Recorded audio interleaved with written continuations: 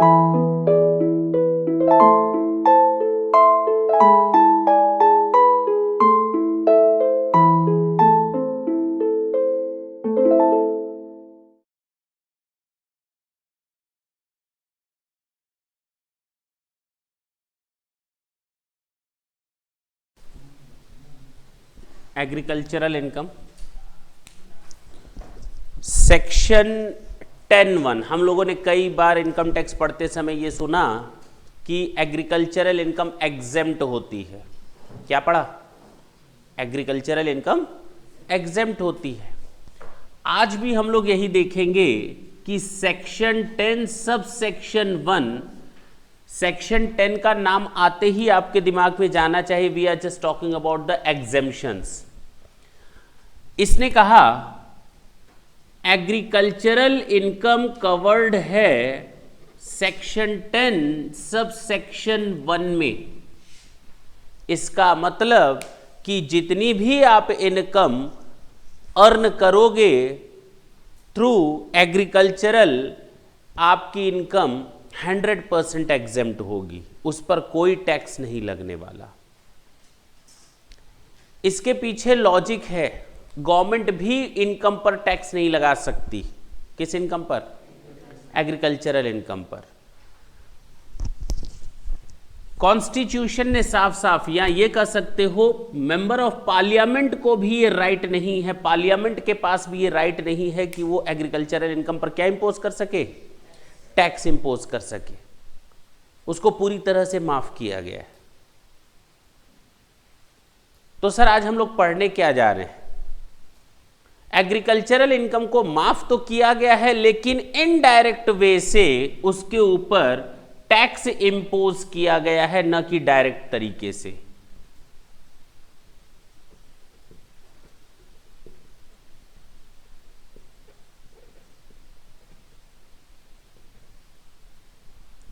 यानी direct way से कोई तरीका है ही नहीं, इनडायरेक्ट तरीके से हमारा एक सिस्टम बना जिसमें हम एग्रीकल्चरल इनकम को टैक्स लगा सकते हैं।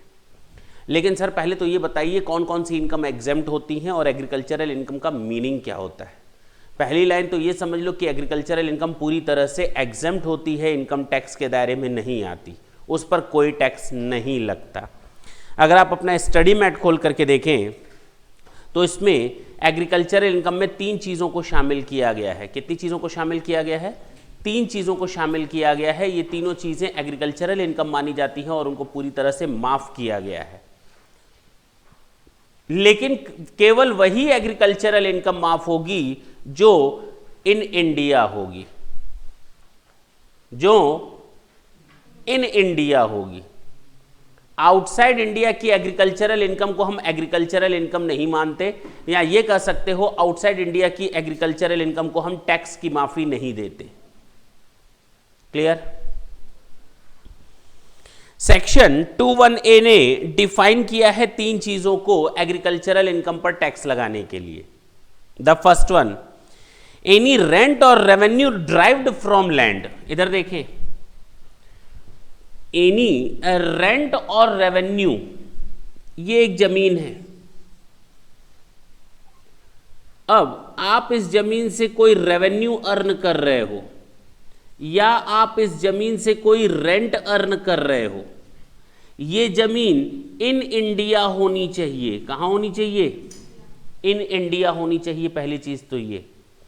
और इस जमीन पर प्रोसेसिंग वर्क होता हो किसका? एग्रीकल्चरल ऑपरेशंस होते हो। क्या होते हो? एग्रीकल्चरल ऑपरेशंस होते हो, एग्रीकल्चरल एक्टिविटीज होती हो। और उस एग्रीकल्चरल एक्टिविटीज से जो भी इनकम अराइज होगी वो पूरी तरह से माफ है, उस पर कोई भी टैक्स नहीं लगेगा। एवन रेंट को भी यहां शामिल किया गया है। अगर मैं रेंट रिसीवर हूं, मुझे रेंट मिलता है किसी ऐसी जमीन का जिस जमीन का use agricultural purposes, agricultural operation या एग्रीकल्चरल एक्टिविटीज के लिए किया जाता है, तो उसके बावजूद अगर मैं रेंट लेता हूं, वो रेंट भी हमारी एग्रीकल्चरल इनकम मानी जाएगी। सोचो, I am not the processor of the agricultural activities. I am not the person who is directly involved in the agricultural activities or operations. I am not directly performing any agricultural activities, even though I am the rent receiver of those person to whom I have let them out these land. तो इससे जो भी rent receive होगा वो सारा का सारा माफ होगा, वो भी हमारी क्या मानी जाएगी, एग्रीकल्चरल इनकम। तो पहला पार्ट है डेफिनेशन का, एनी रेंट और रेवेन्यू ड्राइव्ड फ्रॉम लैंड। दूसरा, any income derived from such land by agriculture or from processing of agricultural produce. Any income derived from such land. अब एग्रीकल्चरल ऑपरेशन तो कर दिया, पहला देखो, एनी रेंट और रेवेन्यू ड्राइव्ड फ्रॉम लैंड। पहला क्या है, कोई भी रेवेन्यू अर्न हुई, कोई भी रेंट रिसीव हुआ। दूसरा, कोई भी एक्टिविटीज अगर मैंने की है एग्रीकल्चरल ऑपरेशन से रिलेटेड, वो भी माफ हो गया। तीसरा, any income from farm building. Farm building क्या होती है भाई, फार्म हाउस का नाम सुना है? ये एग्रीकल्चरल लैंड है, इससे सटे हुए या तो बाहर या इससे अंदर हम लोग देखते होंगे एक रूम बना देते हैं, वहाँ से एक्टिविटीज़ को फॉलो किया जाता है, सीड्स वगैरह रखे जाते हैं, ठीक है, ताकि हम लोग एग्रीकल्चरल ऑपरेशन को इजीली कंडक्ट कर सके। यहाँ पर जो मैंने रेंट के लिए दे दिया, मान लो ये वो घर है जिसको मैंने रेंट पर दे दिया किसी को, चलो तुम अपने स्टोर का काम करना है, इस पे क्या करना, स्टोर का काम करना। इवन ये फार्म हाउस भी एग्रीकल्चरल एक्टिविटीज में यूज माना जाएगा, लेकिन ये ऐसा ना हो जमीन यहाँ फार्म हाउस यहाँ ना, ये बिल्कुल इस जमीन पर या इससे सटा हुआ होना चाहिए, ये इस जमीन पर या इससे सटा हुआ होना चाहिए। एनी रेंट और revenue received from land derived from land, any income derived from such land by agricultural or from processing of agricultural produce, any income from farm building. ये तीन तरह की इनकम हमारी एग्रीकल्चरल इनकम मानी जाती है। पहला, इस जमीन से आप रेंट लेते हो, कोई रेवेन्यू अर्न करते हो। दूसरा, इस जमीन पर एग्रीकल्चरल प्रोड्यूस आप प्रोसेसिंग करते हो, डायरेक्टली इन्वॉल्व होते हो। तीसरा, कोई फॉर्म बिल्डिंग है तो वो भी। क्लियर है? तीनों तरीके की इनकम आएंगी। अगर आप स्टडी मैट देखें,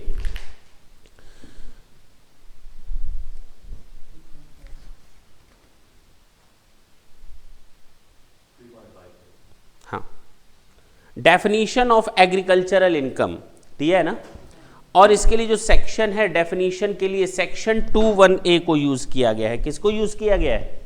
सेक्शन 21A को यूज किया गया है। मैंने शुरू में ही बताया है कि जो भी डेफिनेशन दी हुई है वो सेक्शन किस में दी हुई है? सेक्शन 2 में दी हुई है। देखें जरा, this definition is very wide and covers the income of not only the cultivators, जो डायरेक्टली इन्वॉल्व होते हैं, जो एग्रीकल्चरल एक्टिविटीज में डायरेक्टली इन्वॉल्व होते हैं, केवल उनकी इनकम को ही शामिल नहीं किया गया है, बल्कि किसी और की भी इनकम को शामिल किया गया है, ये बोलता है। But also the land holders, जो इस जमीन का मालिक है, who might have rented out the lands, जो जमीन को किराए पर दे देता है, उसकी भी इनकम को हमने एग्रीकल्चरल इनकम माना। एग्रीकल्चरल इनकम में भी रिसीव्ड इन कैश और इन काइंड, ठीक है, कोई दिक्कत नहीं है। एग्रीकल्चरल इनकम कैश में भी रिसीव हो सकती है और काइंड में भी रिसीव हो सकती है। बोलो, चलें आगे। तीन तरीके हैं। इट मे बी रेंट और revenue derived, it may be rent और revenue derived from land situated in India, underline कर ले आप, in India. It may be rent or revenue derived from land situated in India. In India को underline कर ले, and used for agricultural purposes.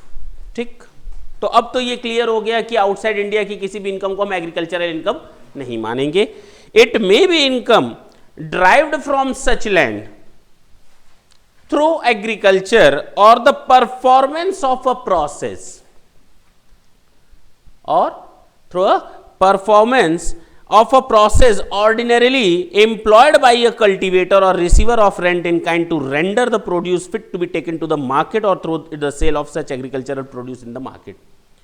अगर agricultural produce करने वाला बंदा कोई ऐसी एक्टिविटी या प्रोसेसिंग का वर्क करता है या ऑपरेशन परफॉर्म करता है जिससे कि उस एग्रीकल्चरल प्रोड्यूस को मार्केट में सेलेबल बनाने के लिए, मार्केटेबल बनाने के लिए जो एक्टिविटीज करेगा वो भी हमारी क्या कहलाएंगी? Agricultural income. ठीक, जैसे आप लोग चाय पत्ती खरीदते हैं तो टी लीव्स खरीदते हैं या प्रोसेस्ड टी खरीदते हैं? प्रोसेस्ड टी खरीदते हैं ना। आप दुकानदार के पास जाते हो, आप कहते हो चाय पत्ती देना, तो पत्तियां नहीं देता, वो लीव्स नहीं देता, वो आपको चाय पत्ती प्रोसेस्ड चाय देता है, बनी बनाई। तो उस जो टी लीव्स हैं उनको हम प्रोसेस करके वो दानेदार चाय में बनाते हैं, कन्वर्ट करते हैं। क्या है वो आखिर? वो भी एग्रीकल्चरल इनकम है। वो भी क्या है? Agricultural income. क्लियर? कैसे है जरा थोड़ी देर बाद देखेंगे उस चीज पर। कई चीजें होती हैं जिनको हम डायरेक्ट सेल नहीं कर सकते मार्केट में। कोई और सुरती देखते होगे, लोग खाते हैं मार्केट में, सुरती का पैकेट लेते हैं, हाथ में रगड़ते देखते होगे और उसके बाद खा लेते हैं। वो सुरती भी आखिर सुरती के पौधे होते हैं उसके, वो डायरेक्ट नहीं खरीदते, उसको प्रोसेस किया जाता है मार्केटेबल बनाने के लिए। हाँ या ना? It may be income derived from such land through agriculture or the performance of a process ordinarily employed. Ordinarily employed, underline कर लें ordinarily। तो सर कुछ एक्स्ट्रा भी होता है क्या? सर कुछ एक्स्ट्रा भी होता है क्या? बिल्कुल होता है, बिल्कुल होता है। एक्स्ट्रा प्रोसेसिंग होती है दूसरों से बेहतर बनाने के लिए। ताजा चाय, ताजा मसाला। अब चाय में मसाला कैसा है कि नहीं? चाय में चॉकलेट का फ्लेवर, सोचो, ये एक्स्ट्रा प्रोसेसिंग है ना। तो हम यहां ऑर्डिनरीली प्रोसेसिंग की बात कर रहे हैं। Process ordinary employed by a cultivator or receiver of rent in kind to render the produce fit to be taken to the market or through the sale of such agricultural produce in the market. Lastly, agricultural income may be derived from any farm building required for agricultural operation. पहला point आपका clear है, land has to be situated in India. कोई दिक्कत है इसमें? हाँ या ना? नहीं है? जरा ढंग से देखें, ये जहां आपका डेफिनेशन दिया है एग्रीकल्चरल के में, एग्रीकल्चरल एंड एग्रीकल्चरल प्रोसेस में, पर्पजेज में, agriculture means tilling of the land, जमीन को जोतने वाला काम करना, tilling of the land, sowing of the seeds, बीज बोने वाला काम, एंड सिमिलर ऑपरेशंस। ये सारे हमारे एग्रीकल्चरल पर्पजेज हैं। Operation to be performed after the produce sprouts from the land. कई बार ऐसा होता है कि ऑपरेशन करने पड़ते हैं जमीन से प्रोड्यूस को निकालने के बाद, अलग करने के बाद। करने पड़ते हैं? नहीं करने पड़ते। उन प्रोसेसेस को भी हमने एग्रीकल्चरल इनकम का प्रोसेस माना, एग्रीकल्चरल प्रोसेस माना, जिसको वीडिंग, डिगिंग करते हैं। देखो तो जमीन से निकालने के बाद फिर जमीन को नीचे ऊपर करते हैं। These subsequent operations would be agricultural operation only when taken in conjunction with and as a continuation of the basic operation। यानी कि ये करना जरूरी है। हो गया?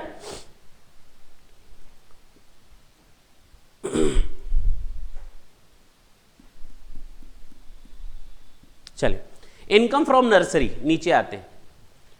ये नर्सरी क्या है? देखते होगे पॉट्स होते हैं, उनमें फ्लावर्स को बेचा जाता है, सेल किया जाता है। अब उसमें कौन सी जमीन का टिलिंग करना, डिगिंग करना क्या पॉसिबल है? ना। हम लोगों ने तो बने बनाए पेड़ खरीदे, छोटे छोटे प्लांट खरीदे, पौधे खरीदे और उनको हमने पॉट्स में लगा दिया और उन पॉट्स को हम सेल कर रहे हैं एज अ नर्सरी। बाहर लिख दिया कि हमारे यहाँ हर तरह के पेड़ पौधे मिलते हैं। ठीक है ना? तो क्या ये नर्सरी की भी एक्टिविटीज हमारी एग्रीकल्चरल एक्टिविटीज है? शुरू में कहा गया था ना, बाद में कहा गया हाँ, एक एक्सप्लेनेशन जोड़ा गया। जरा ढंग से देखें, आप सब कुछ छोड़ देंगे, नेक्स्ट पेज में एक्सप्लेनेशन 3 टू सेक्शन 2(1) ने लिखा हुआ है। बाकी सब सुप्रीम कोर्ट, हाई कोर्ट के डिसीजंस को आप किनारे कर दें फिलहाल। जब सेक्शन आ गया तो हमें उस सेक्शन पर ही रिलाय करना पड़ेगा। Provides that the income derived from sapling or seedling grown in a nursery would be deemed to be agricultural income whether or not the basic operations were carried out on the land. Basic operation आपने नहीं किया, जमीन को नहीं जोता, बीज नहीं बोए, कोई दिक्कत नहीं है, बावजूद इसके वो नर्सरी में जितनी भी इनकम होगी वो एग्रीकल्चरल इनकम मानी जाएगी। तो नर्सरी की इनकम एग्रीकल्चरल इनकम होती है, ये सेट कर लो। और जहां पर ये हेडिंग लिखा हुआ है, ये देखें बोल्ड वर्ड्स में, इनकम फ्रॉम नर्सरी, वहीं पर आप साइड में लिख दें एग्रीकल्चरल इनकम। हमेशा याद रहेगा, अंदर डिटेल में जाने की जरूरत ही नहीं है, 1 लाइन आंसर है एग्रीकल्चरल इनकम। तो income from nursery is your agricultural income, बात खत्म। अब आगे उसको देखने की कभी जरूरत नहीं है। चले आगे, चाहे बेसिक ऑपरेशन हुए हो चाहे ना हुए हो, उससे कोई लेना देना नहीं। कोई दिक्कत है इसमें? अभी तक हम लोगों ने सीखा 3 तरीके की इनकम हमारी एग्रीकल्चरल इनकम होती है। 3 तरीके हैं एग्रीकल्चरल इनकम के। पहली बात तो जमीन से, जमीन पर किए गए एग्रीकल्चरल प्रोसेसिंग से, और तीसरा फार्म हाउस से। ये 3 तरीके होते हैं। क्लियर है? जिसको आउट हाउस भी कहा जाता है कभी कभी, जिसको ड्वेलिंग में भी यूज किया जा सकता है रहने के लिए। रात में रखवाली करेंगे, कोई जानवर घुस गया तो। बात समझ में आई? तीसरा वही अब हम देखने जा रहे हैं।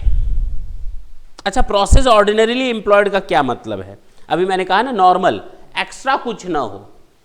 The process to which the agriculture produce is subject should be process which is ordinarily employed by a cultivator. It may be manual और मैकेनिकल। चाहे फिजिकल वर्क करो उस पर, जमीन पर, या मैकेनिकल वर्क करो। However it must be employed to render the produce fit to be taken to the market. For example, before making rice, चावल, अब ढंग से सुनना, चावल के लिए कितने प्रोसेस होते हैं। However it must be employed to render the produce fit to be taken to the market. For example, before making rice fit to be taken to the market, we have to remove the basic grain from the hay. उस ढेर में से basic grain को अलग किया जाता है। ढेर लग जाता है, उसके बाद उसको हटाया जाता है, अलग किया जाता है। We have to remove the chaff from the grain. जो ऊपर की चीजें होती हैं, फालतू खली वाली होता है। We have to properly filter them, उनको फिल्टर किया जाता है। We have to remove stones, उसमें से पत्थर को हटाया जाता है, etcetera. And we have to pack the grain in gunny bags, जो बोरे होते हैं उसमें भरे जाते हैं। ठीक है ना? ये हमारे प्रोसेसेस होते हैं, ऑर्डिनरीली एम्प्लॉयड होते हैं। अब उसमें फ्लेवर छिड़क दो। दिस प्रोसेस, देखो, this process of making the rice ready for the market may involve manual operation or mechanical operation. All these operations constitute the process ordinarily employed to make the produce fit to the market, and the produce must retain its original character in spite of the processing unless there is no market for selling it in that condition. अब तो वो जब Ghani bags में pack हो गया ना, in the same condition we can sell those rice in the market. हाँ या ना? तो यहां तक का मेरा सारा ऑपरेशन क्या कहलाएगा? Agricultural, ordinarily employed. क्लियर है? Income from form building, income from form building, income from any form building which satisfied the following condition would be agricultural income and would consequently be exempt from tax. अच्छा, form building से भी जो revenue आएगी, income earn होगी, वो भी क्या है? एग्रीकल्चरल इनकम मानी जाएगी और माफ होगी। जरा देखते हैं। The building should be on or in the immediate vicinity of the agricultural land. उस जमीन पर हो वो बिल्डिंग, या उससे सटी हुई होनी चाहिए। हाँ या ना? 2-4 किलोमीटर का फासला ना हो, वहां दूरबीन से नजर रखते हैं, वो काम ना हो। It should be owned and occupied by the receiver of the or revenue of any such land, or occupied by the cultivator or the receiver of rent in kind of any land with respect to which land or the produce of which land the process discussed above is carried on. It should be owned and occupied. या तो जिसको हम rent दे रहे हैं हम rent दे रहे हैं, हम कल्टीवेटर हैं, वो रेंट रिसीवर है, मैं उस पर सारे एग्रीकल्चरल ऑपरेशन कर रहा हूं, और उसी जमीन पर क्या है, फार्म हाउस है, या उसके बिल्कुल सटे हुए। या तो रेंट रिसीवर की जो जमीन है, जो फार्म हाउस का रेंट ले रहा है या जो जमीन का रेंट ले रहा है, उस जमीन पर ही स्थित होना चाहिए, उससे सटे हुए होना चाहिए। ठीक, फिर से पढ़ते हैं, जरा ढंग से सीखें। It should be owned and occupied, owned and occupied, and को अंडरलाइन कर लें, by the receiver of the rent. ठीक है, owned and occupied by the receiver of the rent. Rent जो ले रहा है वो पूरी जमीन का ले रहा है प्लस उस घर का भी ले रहा है। ऑफ द रेंट और revenue of any such land or occupied by the cultivator, occupied by the cultivator.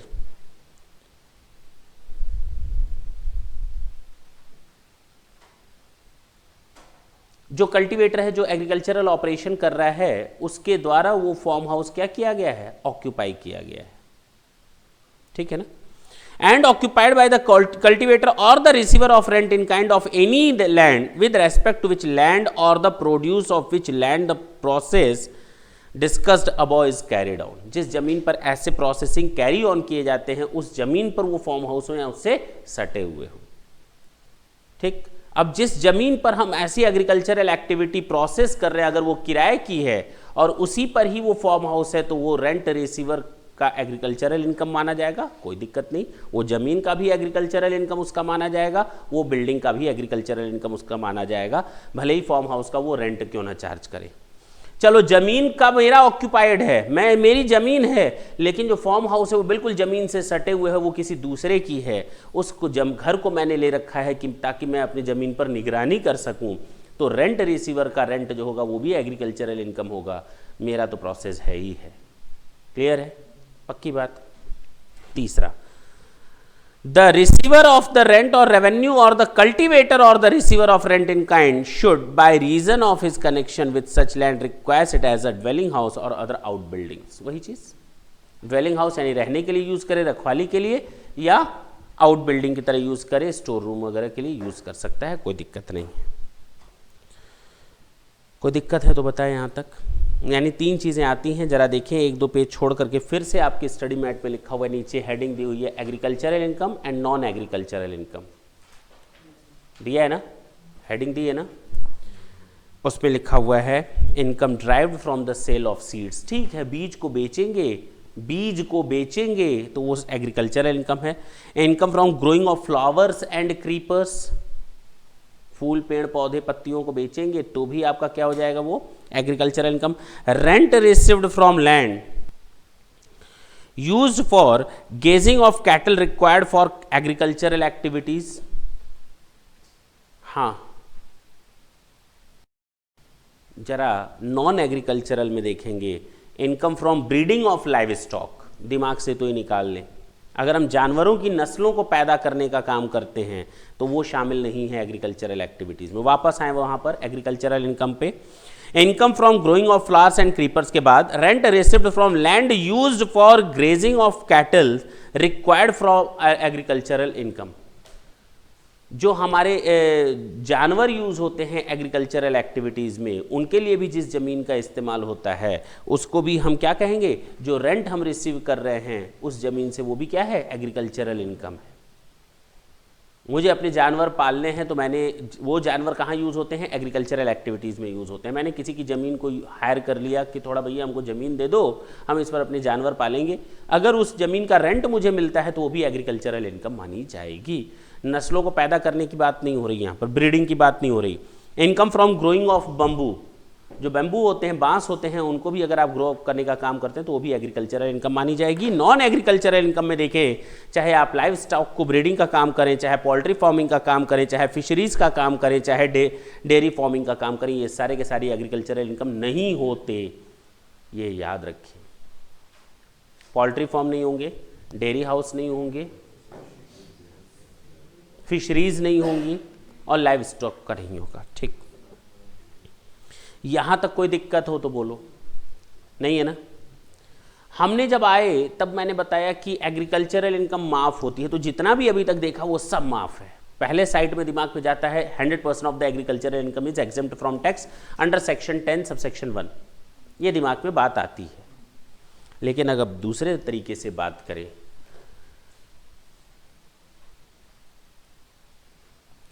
सुन ले, हाँ बोले बोले।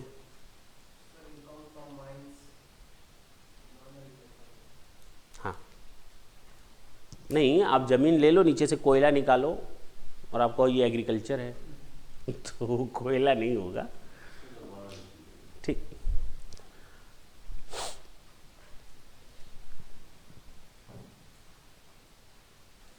कई बिजनेस ऐसे होते हैं जो बिल्कुल जुड़े हुए होते हैं एग्रीकल्चरल एक्टिविटीज से, बिल्कुल अटैच्ड होते हैं।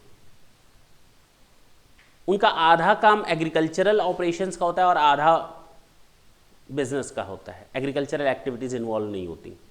यानी वो from the very beginning agricultural process करते करते करते आपको एक फिनिश्ड गुड्स मार्केट में पहुंचाते हैं। जैसे शुगर,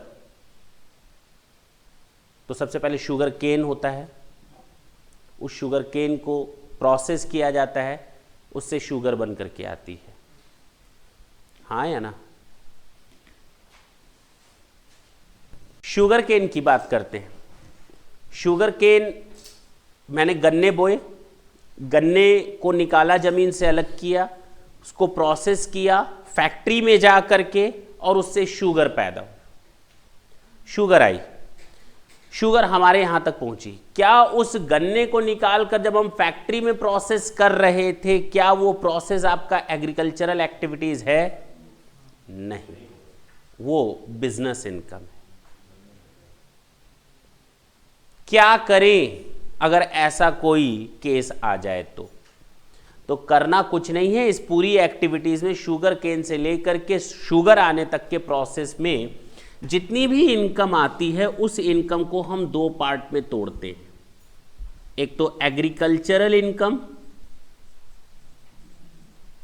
क्योंकि इसके बिना ये नहीं हो सकता और इसके बिना आप ऐसा थोड़ी गन्ना ले जाओ खा लेना, शुगर का काम कर जाएगा। चाय पियो, गन्ना चूसते रहो साथ में, तो वो साथ में पॉसिबल नहीं है। एक हाथ में चाय, एक हाथ में गन्ना, है कि नहीं। दूसरा क्या है? Business income. तो इस इनकम को हमने दो पार्ट में तोड़ दिया, एग्रीकल्चरल इनकम और बिजनेस इनकम।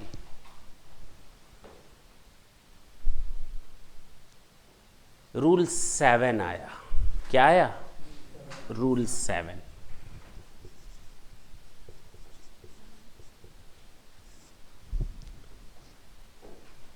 अब तक हम लोगों ने दो ही चीज देखी, देखें इधर, section 10(1) and section 2(1)(a).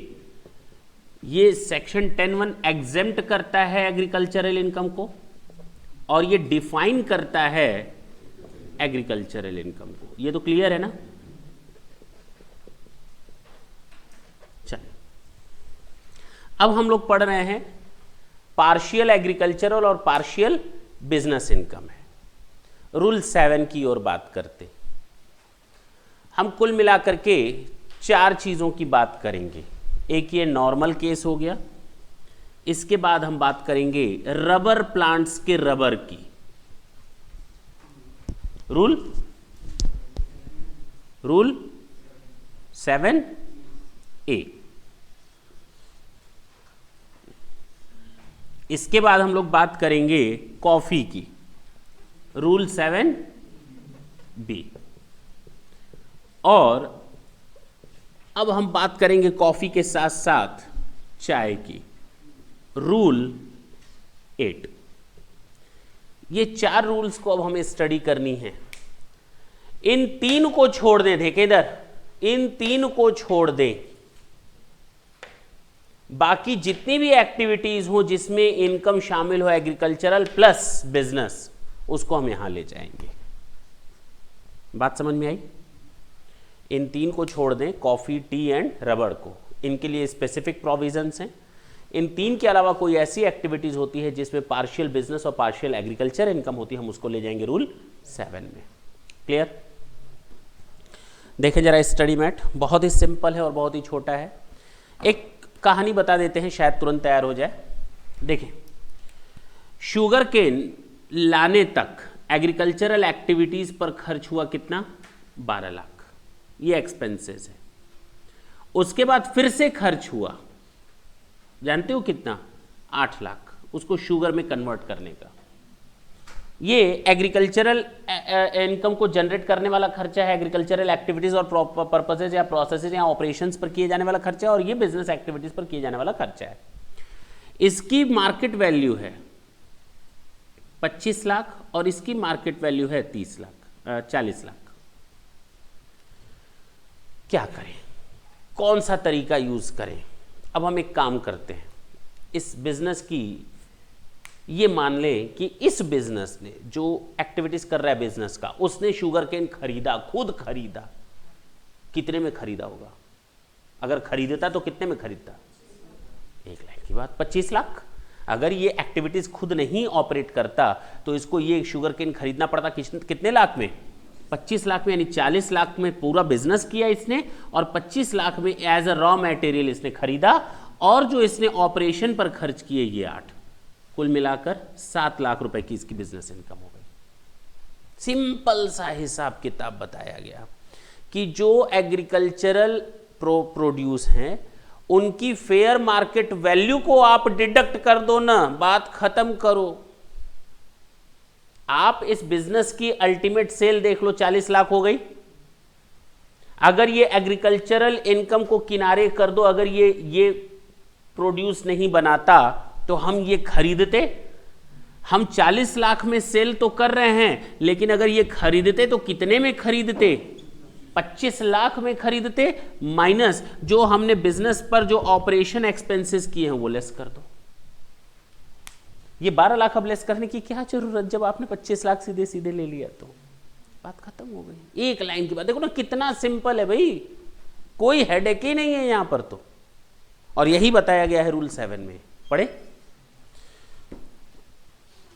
Where income is partially agriculture and partially income chargeable to tax under the head PGBP, the market value, underline कर लें, the market value of any agricultural produce which has been raised by the assessee or received by him as rent in kind and which has been utilized as raw material in such business or the sale receipt of which are included in the accounts of the business shall be deducted।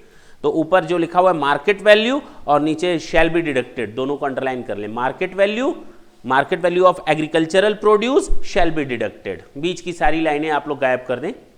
Market value of agricultural produce shall be deducted, बस एक line पूरी ये दिमाग में रखनी है। Clear हुआ?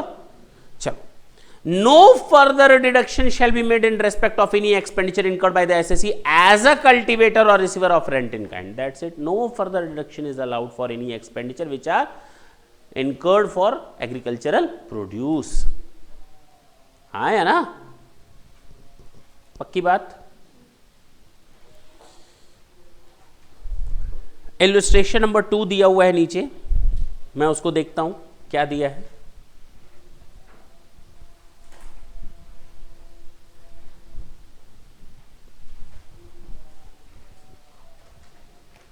देखेंगे क्वेश्चन क्या दिया है, मैं समझने की कोशिश करता हूं।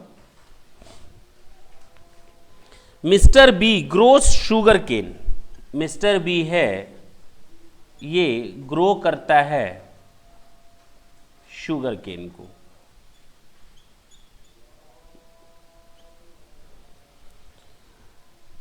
And use the same for the purpose of manufacturing sugars in his factory, और इसके बाद इस शुगर केन का यूज करता है किसको बनाने में? शुगर को बनाने में। दो काम हो गए इसके, एक एग्रीकल्चरल एक बिजनेस। तो इसको हम मान लेंगे एग्रीकल्चरल, बोलो ना, और इसको मान लेंगे बिजनेस। पक्की बात है? आगे देखें, लिखा हुआ है 30% of the sugar cane produce is sold for ₹10 lakhs। इसके पास 2 शुगर केन हुए, 30% को इसने अलग किया और 70% को अलग कर लिया। 30% को सेल कर दिया कितने में? 10 लाख में। कोई दिक्कत नहीं है, इसका इस बिजनेस से कोई लेना देना है, ये प्योर एग्रीकल्चरल इनकम हो गई। And the cost of cultivation of such sugar cane is 5 lakh. ठीक, 5 लाख रुपए इसने इस पर खर्च किए थे।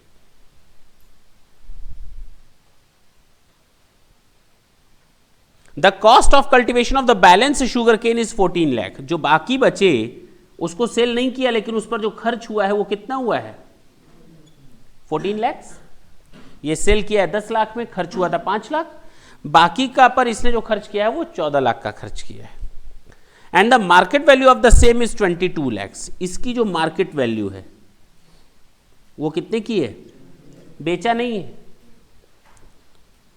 After incurring 1.5 lakhs in the manufacturing process on the balance sugar cane, the sugar was sold। Underline कर ले मैन्युफैक्चरिंग प्रोसेस, इसका मतलब बिजनेस में खर्च हुआ। इधर देखें, इस पर जो एक्सपेंस हुआ है कितना हुआ है? 1.5 लाख।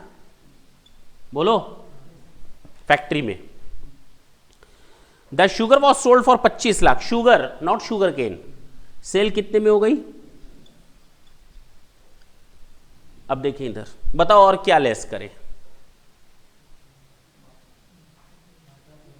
बस ना, कि ठीक हो गया, खत्म हो गया, क्या करना है?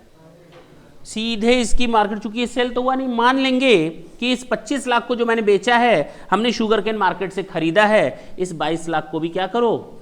लेस कर दो यहां पे, हाँ या ना, as a raw material.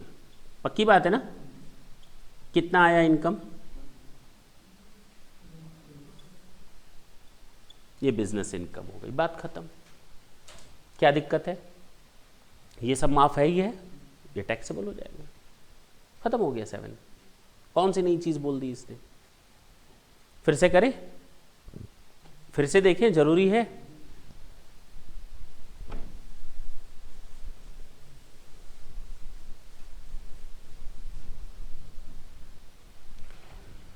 Question कहता है मिस्टर बी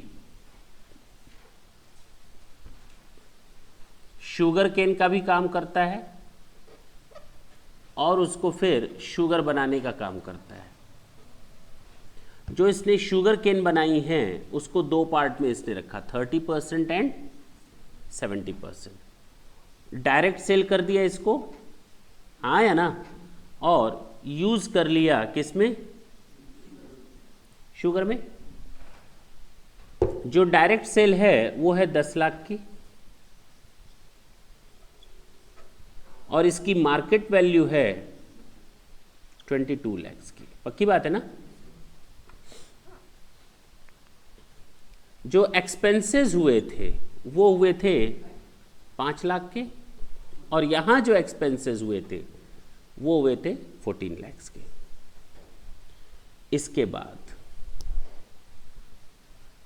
इसके बाद इसने मैन्युफैक्चरिंग प्रोसेस पर जो खर्च किया वो खर्च किया 1.5 लाख, और सेल किया है शुगर का कितने में? 25 लाख। ये कंप्लीट क्वेश्चन है, आपसे पूछता है आपका जवाब। हाँ बताएं, सिंपल सा तरीका है। इसका क्या किया इसने, इससे हमें कोई लेना देना, 100% एग्जेम्प्ट है। इसकी बात करते हैं, चलें ढंग से सुनेंगे। सेल ऑफ शुगर कितने की? Minus manufacturing expenses 1 point minus. अगर इसने रॉ मटेरियल यूज किया होता शुगर केन और मार्केट से खरीदा होता तो market value of sugar cane कितना? 20। तो ये हो जाएगा बिजनेस इनकम। अब क्लियर हुआ? पक्का नोट कर ले इसको।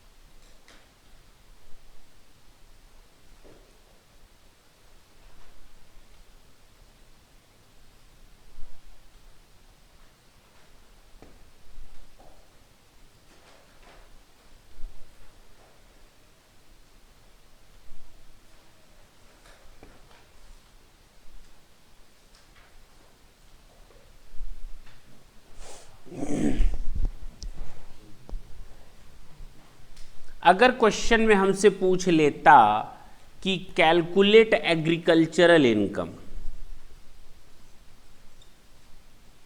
तो जानते हो कैसे कैलकुलेट करते? सेल 30% का टोटल सेल कितना था और 70% का टोटल सेल प्राइस कितना है? मैंने सामान अपने आप को ही सेल किया, माइनस कॉस्ट। 30% की कॉस्ट कितनी थी? 5, और इसकी कॉस्ट कितनी थी 70% की? 14 लाख। और भी कोई कॉस्ट थी क्या? नहीं, जरा बताएं। 13 आ रहा है?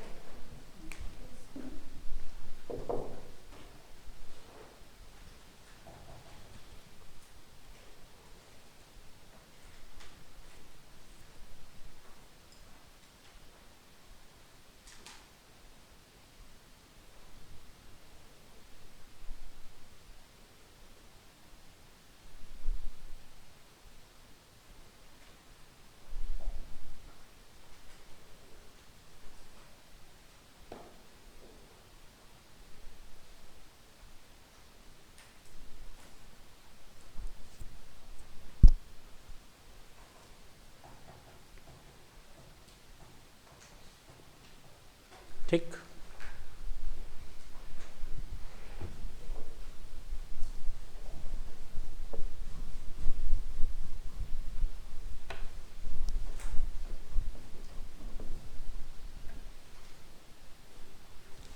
हम लोगों ने एग्रीकल्चरल इनकम एग्जेम्प्ट होती है सेक्शन 10(1) में देखा। हम लोगों ने एग्रीकल्चरल इनकम की डेफिनेशन 2(1)A में देखा। हम लोगों ने रूल 7 देखा, जिसमें अगर पार्शियली बिजनेस और पार्शियली एग्रीकल्चरल इनकम को तो कैसे डिवाइड करेंगे। लेकिन अगर ये केस रबड़ प्लांट का होता, रबड़ प्रोसेसिंग से रिलेटेड होता, तो क्या होता, इसके लिए बनाया गया है रूल 7A। स्टडी मैट देखेंगे आप, 4 लाइनें लिखी हुई हैं। Income from growing and manufacturing of rubber, rubber के प्लांट होते हैं, हाँ है ना। This rule is applicable when income derived from the sale of latex और सेनेक्स और लेटेक्स बेस्ड क्रीप्स और brown crepes manufactured from field latex और coagulum obtained from rubber plant. जो रबड़ प्लांट होते हैं उससे जो रबड़ बनाया जाता है और उस रबड़ को जब सेल किया जाता है वो पार्शियली बिजनेस इनकम होती है और पार्शियल एग्रीकल्चरल इनकम। कहा गया कि 35% बिजनेस इनकम मानी जाएगी और 65% एग्रीकल्चरल इनकम मानी जाएगी। क्या बोला? जो हम लोगों ने रूल 7 में देखा उसमें कोई परसेंटेज नहीं था। रूल 7A में जो हम देख रहे हैं रबड़, तो उसमें बिजनेस का हिस्सा है 35% और जो एग्रीकल्चर का हिस्सा है वो है 65%। That's it. ये बस प्रपोर्शन बना दिया गया। अब आप एज यूजुअल जैसे नॉर्मल बिजनेस इनकम कैलकुलेट होती है ना, सारी इनकम एक जगह, सारा खर्चा एक जगह, जो इनकम आएगी उसको 2 पार्ट में तोड़ देंगे। हम ये बिल्कुल डिफरेंशिएट नहीं करेंगे ये एग्रीकल्चरल इनकम का खर्चा था या बिजनेस इनकम का खर्चा था, ये एग्रीकल्चरल इनकम है या बिजनेस इनकम है। पहले तो मान लेंगे वो एक बिजनेस है, बोलो, सारे खर्चे लेस कर देंगे, जो बचेगा उसको 2 पार्ट में तोड़ देंगे। चल चल चल, ये 35% हमारी बिजनेस इनकम और ये 65% हमारी एग्रीकल्चरल इनकम और 35% बिजनेस इनकम पर हम टैक्स जैसे ट्रीटमेंट होता है वैसे ही करेंगे। क्लियर है? पक्की बात, सोचना नहीं है। देखिए आगे दिया हुआ है एक इलस्ट्रेशन नंबर 3।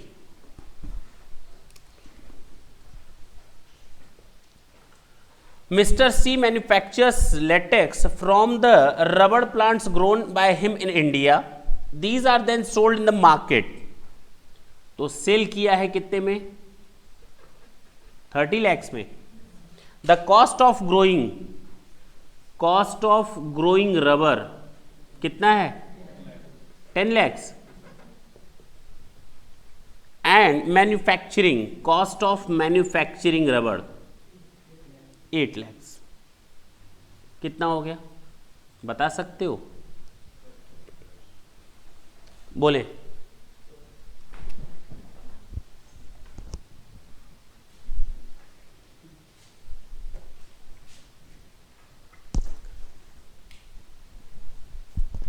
हाँ बताएं।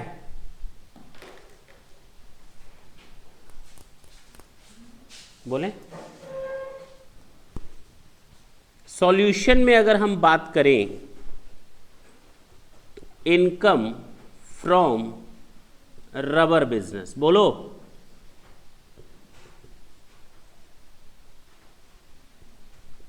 Cell 30 lakhs minus cost of growing rubber 10 lakhs minus manufacturing cost 8। हाँ, एग्रीकल्चरल इनकम कितनी हो जाएगी? 35%। अच्छा, और बिजनेस इनकम कितनी हो जाएगी?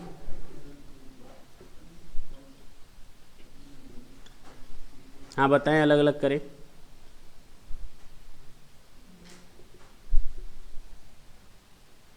ये दिस इज योर आंसर। ये हो जाएगा टैक्सेबल और ऊपर वाला क्या हो जाएगा? एग्जेम्प्ट।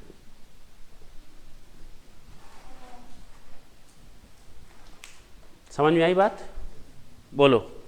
नहीं आई? नोट कर लो।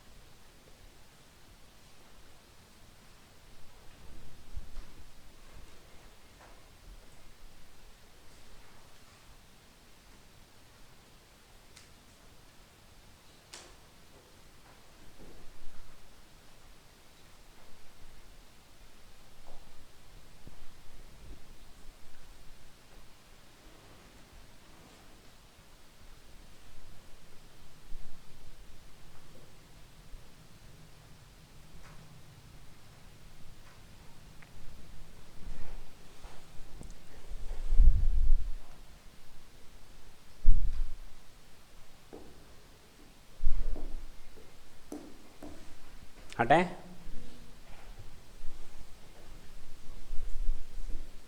अब रबड़ के बाद कॉफी और कॉफी के बाद चाय। क्यों? 7B रूल है, कॉफी के बारे में बताता है। देखें इधर, business income 25 and agricultural income 75।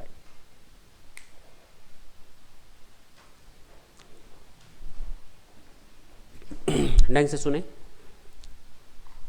In case of income derived from the sale of coffee grown and cured by the seller in India. अब कॉफी को पैदा करना और उसको प्रोसेस करके मार्केट में बेचना, सेम वही सिस्टम। आप ये मान लो मेरा एक बिजनेस है, ये टोटल सेल है, ये माइनस टोटल कॉस्ट है। जितनी भी इनकम आएगी उसको दो पार्ट में तोड़ दो, 25% business and 75% agriculture. 75% agriculture, 75% agriculture, यानी कि 25% नॉमिनल अमाउंट को हम लोगों ने बिजनेस इनकम को माना है। लेकिन ध्यान दें, कॉफ़ी भी देखें तो कितने लाजवाब टेस्ट में आती है। कहा गया in case of income derived from the sale of coffee grown, cured, roasted and grounded by the seller with or without mixing chicory or other flavoring ingredients. ठीक है, तो उस केस में जो आपका बिजनेस इनकम होगा वो क्या हो जाएगा, बढ़ जाएगा ना। आप उसमें ज़्यादा फ्लेवर, चिकोरी, मिक्सिंग, फ्लेवरिंग सब कर रहे हो, ग्राउंडेड, रोस्टिंग, तो बिजनेस बढ़ाने के चक्कर में आपने उसमें बिजनेस एक्टिविटीज ज़्यादा कर ली। तो अगर बिजनेस एक्टिविटीज ज़्यादा हो गई तो कितना, 40% और बैलेंस 60%। हाँ या ना। ये हो गया कॉफ़ी नॉर्मल, और ये हो जाएगा कॉफ़ी ग्राउंडेड,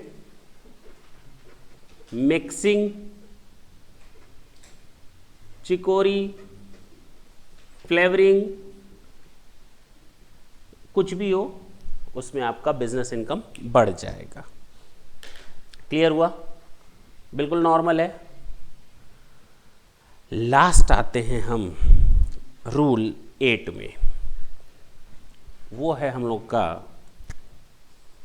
चाय पर।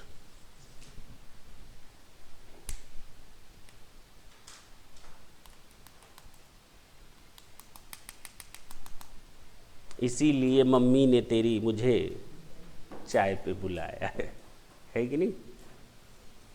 कितना अच्छा गाना था, करा हाँ।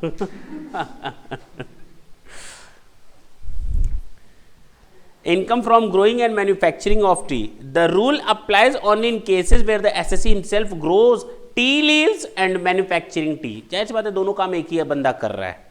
In such cases 40% business income and 60% agricultural income. 40% business and 60% agriculture.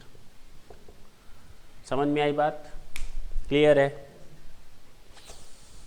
यहाँ तक तो हम लोगों ने सारा कुछ देख लिया। ढंग से सुने,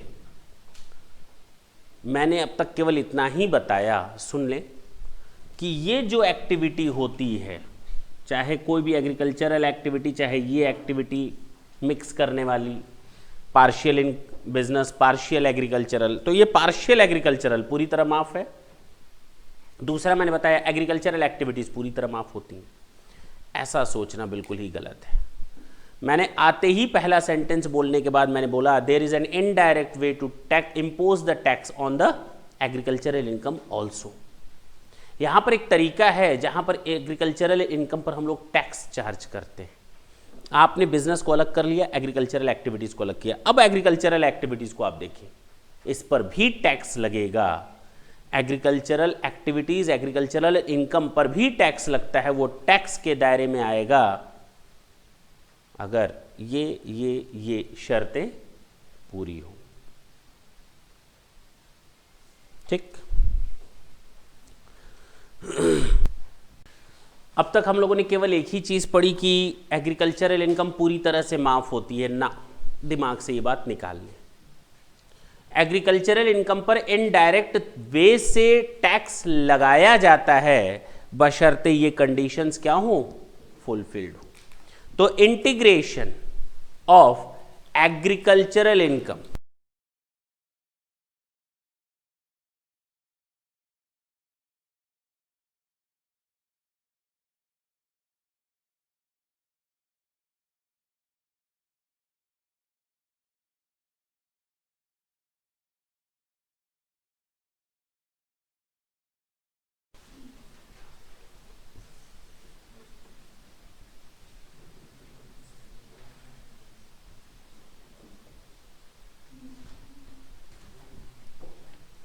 जिसको नाम दिया जाता है partial integration of taxes when are agricultural income are required to be paid tax.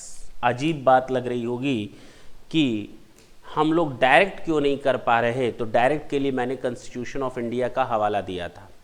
Parliament भी टैक्स नहीं लगा सकती किस पर, एग्रीकल्चरल। तो इनडायरेक्ट वे यूज किया गया। इसी कंसेप्ट को हम लोग नाम देते हैं partial integration of taxes. Clear.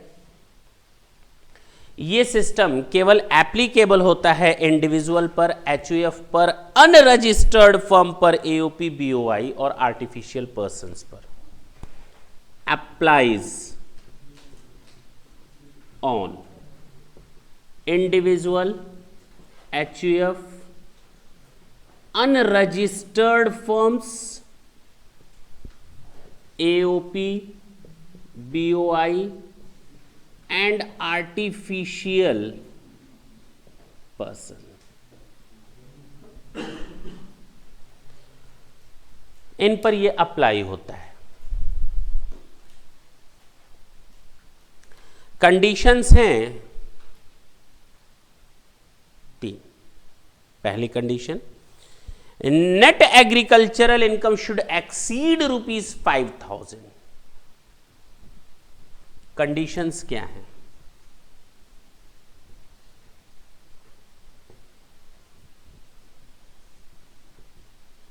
Agricultural income must be in excess of rupees what?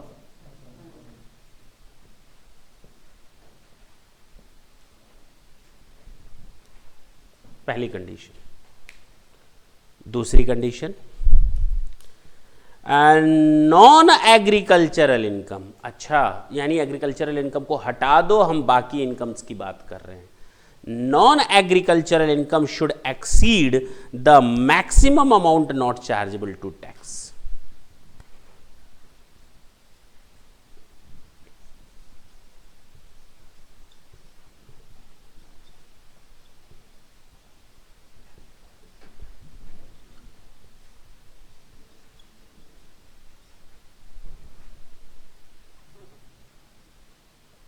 must be in excess of maximum amount not chargeable to tax, या in excess of exemption limit, या basic limit, या threshold limit, in excess of maximum amount not chargeable to tax। इधर देखें, अगर हम बात करें किसी इंडिविजुअल की,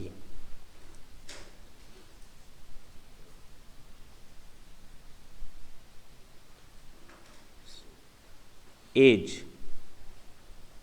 मोर देन, सुपर सीनियर सिटीजन कब होता है? Super senior citizen age more than 80 years. तो इसको कहां तक माफ मिली है? 5 लाख। तो हम maximum amount not chargeable to tax की अगर बात करें तो इसका मतलब 5 लाख से ऊपर। अगर हम बात करें इंडिविजुअल की ही, एज है, सीनियर सिटीजन कब होता है? सीनियर सिटीजन कब होता है? 60। Age more than 60 years. तो इसको कितनी माफी मिलती है? 2.5 लाख। और अदर इंडिविजुअल की बात करें तो ₹2 लाख। तो यहां पर अगर हम बात करते हैं बार बार कि agricultural income must be in excess of ₹5,000, apart from that the individual has, individual क्योंकि सिस्टम अप्लीकेबल होता है इंडिविजुअल, HUF अनरजिस्टर्ड फॉर्म, तो हम केवल इसकी बात कर रहे हैं फिलहाल अभी। Individual has age more than 60 years, किस में आएगा? सीनियर सिटीजन में। तो उसकी maximum not chargeable to tax कितना हो जाएगा? 2.5 लाख। 80 साल से अधिक 5 लाख, और नॉर्मल केस में 2 लाख। उसकी जो नॉन एग्रीकल्चरल इनकम होनी चाहिए इस लिमिट के ऊपर होनी चाहिए। अगर 2.5 लाख रुपए किसी 80 साल के बंदे की इनकम है तो वो आएगा ही नहीं। उसकी एग्रीकल्चरल इनकम 1 करोड़ हो जाए कोई फर्क नहीं पड़ता, वो टैक्सेबल है ही नहीं, वो टैक्सेबल है ही नहीं। इसकी अगर इसकी income non agricultural income 2.5 lakh रुपए है, 3 लाख रुपए है, 3.5 लाख रुपए है, 4 लाख रुपए है, 4.5 लाख रुपए है, और एग्रीकल्चरल इनकम 1 करोड़ रुपए है, तो भी कोई टैक्स नहीं लगेगा उस पर। जहां ये 5 लाख को क्रॉस किया बंदा, तो फिर इंटीग्रेशन का सिस्टम जो अब मैं बताने जा रहा हूं वो अप्लाई हो जाएगा। इस केस में 2.5 लाख से ऊपर जहां इसकी ये इनकम एक्सीड कर गई और ये 5,000 से एक्सीड कर गई तो इंटीग्रेशन का सिस्टम लग जाएगा। यहाँ पर जहाँ 2 लाख रुपए से अधिक उसकी ये इनकम है और ये 5,000 से अधिक है तो इंटीग्रेशन का सिस्टम अप्लाई हो जाएगा।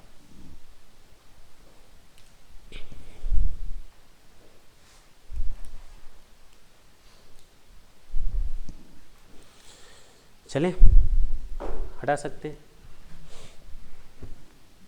हटाएं, नोट करना है।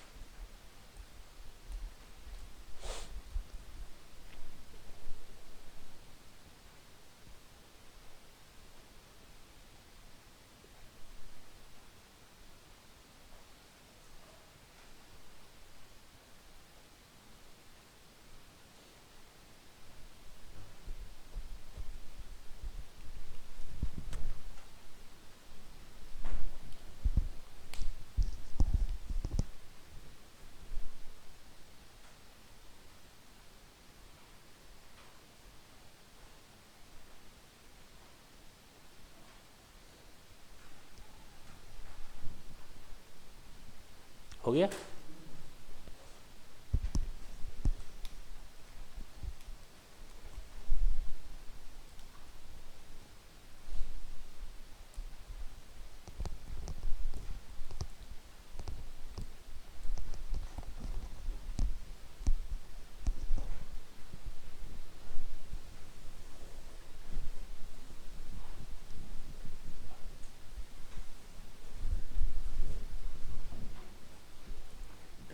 मेथड क्या है, तरीका क्या है?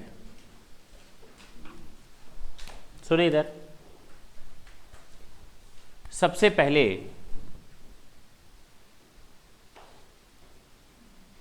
टैक्स निकाल ले, tax on non agricultural plus agricultural income.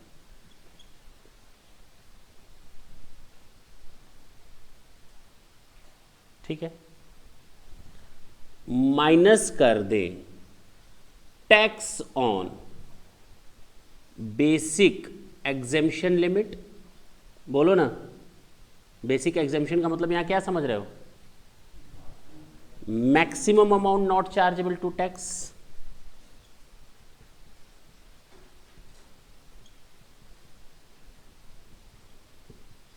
Plus agricultural income.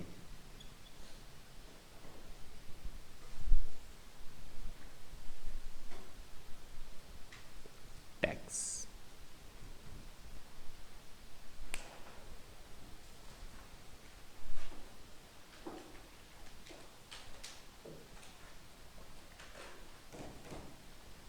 लिखें जल्दी से।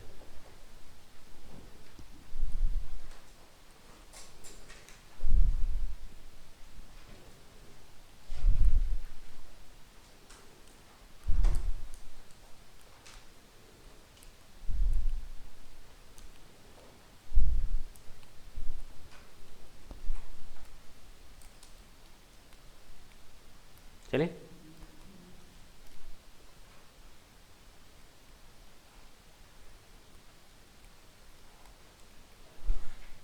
सिंपल है कि नहीं है? कुछ सोचना ही नहीं है। ये सिस्टम तभी अप्लाइज होगा जब वो दो कंडीशंस पूरी हो जाएंगी। एक तो 5,000 रुपये से ऊपर की एग्रीकल्चरल इनकम होनी चाहिए, और दूसरा maximum not chargeable to tax से अधिक की उसकी नॉन एग्रीकल्चरल इनकम होनी चाहिए। हटाएं,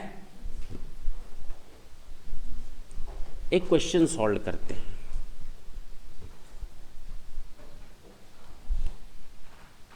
most important question. Mr. X, a resident, provides you the following informations.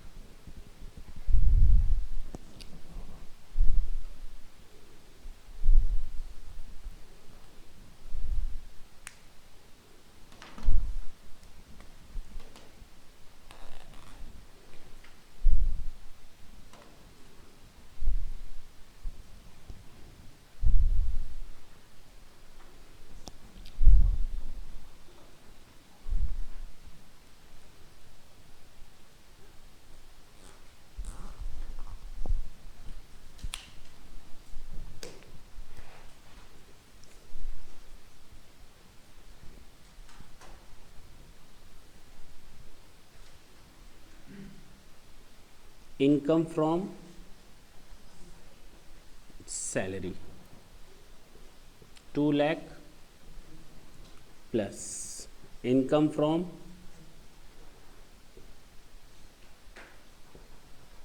House property 1 lakh plus what agricultural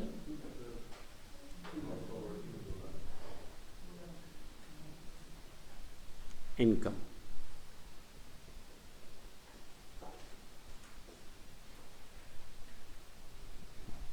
agricultural income कितनी है? 180 माइनस 120, टोटल कितना कमाया? 60,000। एक काम करते हैं, इसको कुछ इस तरह से लिखते हैं, ये आउटर कॉलम बना लें। 1,80,000 minus 1,20,000 equal to minus exempt under section 10। बोलो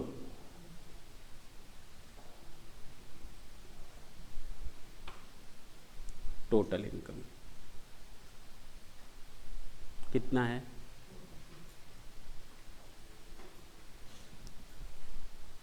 ठीक, ये हटा सकते हैं।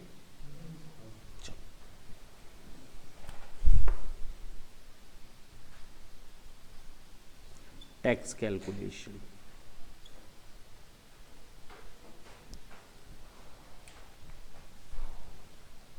Partial integration of tax concept would apply. क्यों? बिकॉज नंबर 1 कंडीशन क्या है? Agricultural income is in excess of rupees 5,000 and non agricultural income, ये 45 साल की एज है यानी 2 lakh. Non agricultural income is in excess of rupees 2 lakh. Bracket में मैं लिख दे रहा हूँ 45 ईयर्स एज। ठीक है ना? पक्का?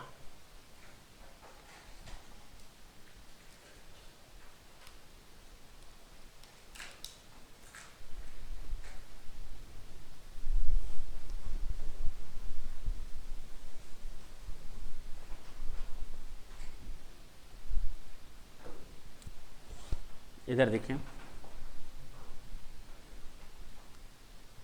Tax on agricultural plus non agricultural income I 4,40,000 plus 60,000, तो 60,000 प्लस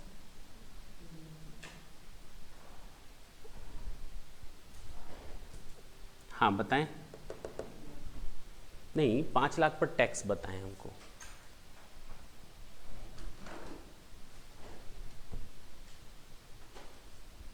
दो लाख तक क्या होगा?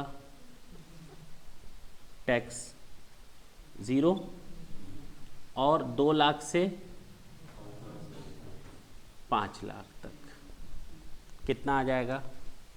10%। 2 लाख टू 5 लाख 30,000। अच्छा, हो गया ना?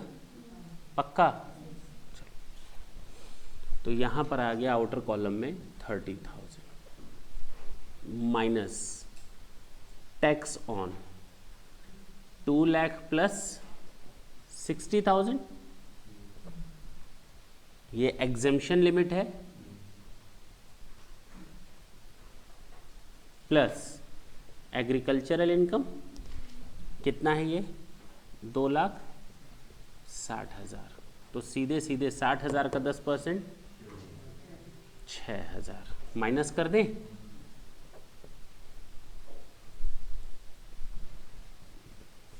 टैक्स आ जाएगा 24,000। अगर हम एग्रीकल्चरल इनकम को ऐड नहीं किए होते तो बताओ कितना टैक्स बनता 4,40,000 पे।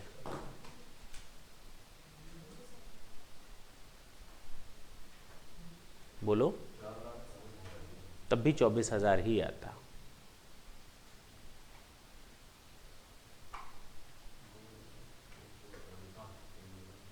नोट कर लें।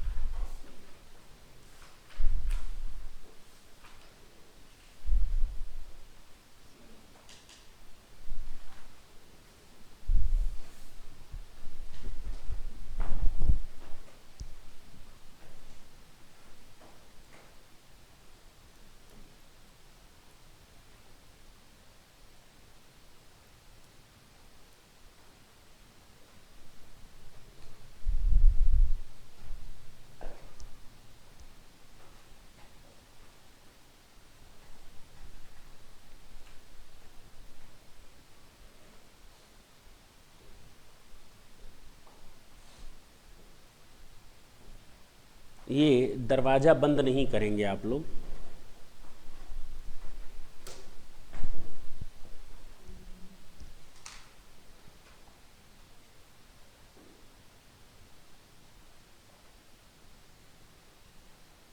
हटा रहा हूँ। यहाँ तक समझने में कोई दिक्कत नहीं।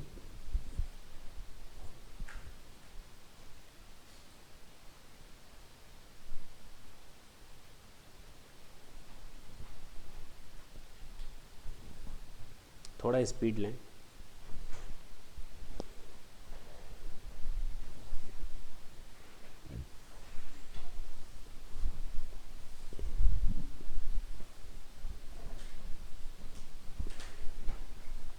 अब सुने, आधा पन्ना छोड़ देंगे, उसके बाद लिखेंगे amendment. Effective from assessment year 14-15, जो आपके एग्ज़ाम के लिए मोस्ट इम्पॉर्टेंट है। सेक्शन 87 लॉन्च किया गया है कि नहीं? लॉन्च तो सैटेलाइट होती हैं लेकिन सेक्शन 87 इंट्रोड्यूस किया गया है। ढंग से सुने कितनी बड़ी बात है। और आपके एग्ज़ाम में ये पक्का है कि इस सेक्शन का 100% यूज़ आएगा ही आएगा, चाहे आप मानो या ना मानो। कम से कम इस एग्ज़ाम में आपको 3 नंबर तो ये दिलवा ही देगा बैठे बैठे। चलिए, ये रिबेट दी गई है। क्या दी गई है? छोटे एसएससीज को rebate of ₹2,000 for resident individual having total income up to ₹5 lakh. पहला शर्त, एसएससी इंडिविजुअल होना चाहिए। पहला शर्त क्या है? इंडिविजुअल होना चाहिए।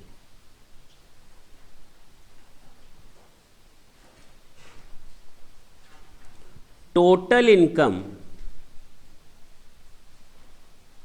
अप टू ₹5 लाख होनी चाहिए। टोटल इनकम कितनी होनी चाहिए? 5 लाख।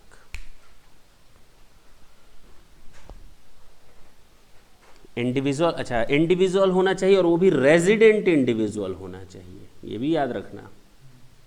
इंडिविजुअल हो, रेजिडेंट इंडिविजुअल हो एंड टोटल इनकम 5 लाख तक है तो उसको टैक्स रिबेट दी गई है।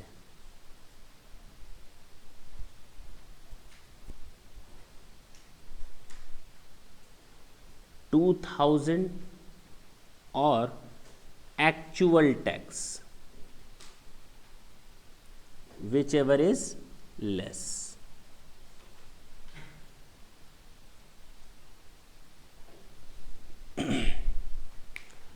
अब आप लोग जरा इस क्वेश्चन को देखें जो अभी मैंने कहा, ये सेक्शन 87 एक अमेंडमेंट है। अगर कोई इंडिविजुअल है, रेजिडेंट है और उसकी इनकम 5 लाख रुपए तक है तो उसको 2,000 रुपए तक का मैक्सिमम रिबेट मिल सकता है टैक्स में से। टैक्स रिबेट है, रिबेट हमेशा टैक्स को कम करता है। तो जरा देखिए इस क्वेश्चन में जो आपने किया है वहां टोटल इनकम कितनी है? 4,40,000। 5 लाख से कम है, रेजिडेंट है, इंडिविजुअल है, सेक्शन 87 बेनिफिट मिलेगा या नहीं? रिबेट अंडर सेक्शन 87A कितना? 24,000 और 2,000 विच एवर इज लेस। बोलो अब कितना आ गया? Tax plus education cess 2% 440 plus SHE 1% 220 तो 22,660 नेट टैक्स लाइबिलिटी। बोलो ना,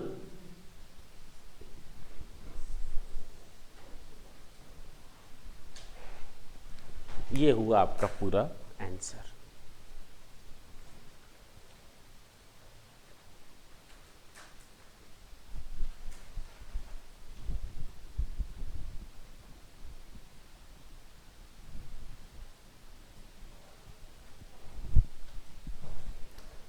tax before rebate and relief बोल सकते हैं इसको,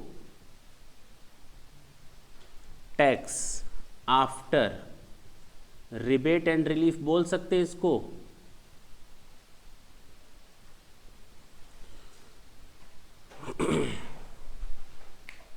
नोट हो गया?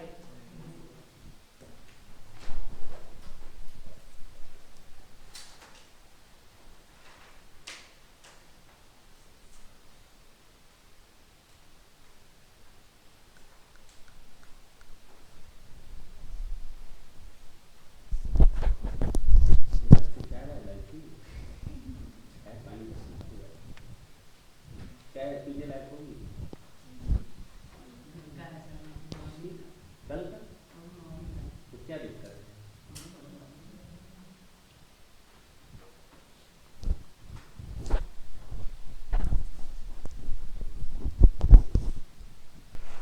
तो अब सेक्शन 87 याद रहेगा, 87A याद रहेगा। रिबेट जो इस बार से लॉन्च की गई है, इंट्रोड्यूस की गई है किसी भी इंडिविजुअल के लिए जिसकी टोटल इनकम 5 लाख से अधिक नहीं है और रेजिडेंट इंडिविजुअल हो, तो उसको टैक्स अमाउंट और 2,000 जो दोनों में से कम होगा उसकी छूट मिल जाएगी। हटा सकते हैं इसको। अब तुम लोग कैलकुलेट करो, अगर इस बंदे की एज 65 ईयर्स होती तो क्या टैक्स ट्रीटमेंट होता, वो तुम लोग हमें बताओगे।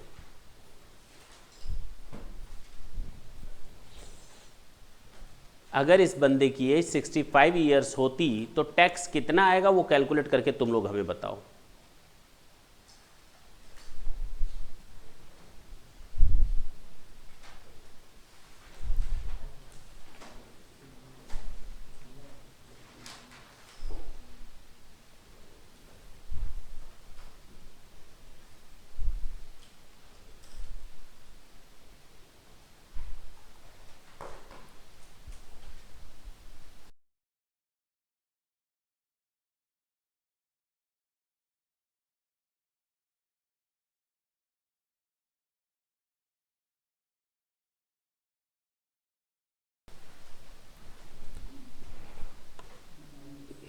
case, what would be your answer if the age of Mr. X is 65? तो जरा देखें, यहाँ 2 लाख तक नहीं, 2.5 लाख तक ज़ीरो होगा और 2.5 लाख से 5 लाख पर 25,000 रुपये टैक्स आएगा। बोले? और टोटल 5 लाख से ऊपर है भी नहीं। चलो अब बात करते हैं 2 लाख प्लस 2.5 लाख प्लस 60,000 कितना हो गया? 3 लाख। तो 60,000 पर कितना आ जाएगा? कितना बचा? 19,000 में से 2 गया, कितना बचा? 340 और 170 कितना आया? This is your answer. Clear? Note कर ले इसको अलग केस में।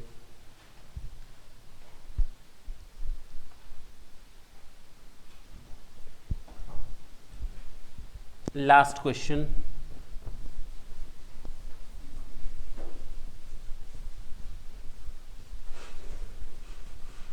सर जी आपने तो केवल नॉर्मल इनकम्स बताई, अगर इसमें लॉटरी की इनकम होती, कैपिटल गेन की इनकम होती तो हम क्या करते? जरा देखें ढंग से।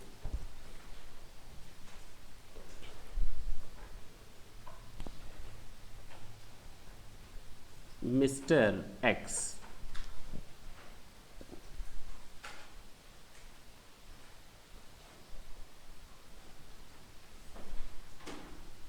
has income from tea, rubber and coffee.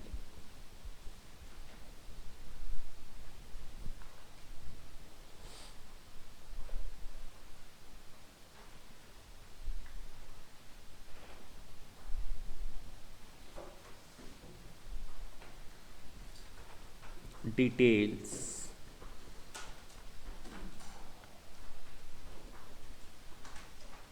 Growing and manufacturing of rubber,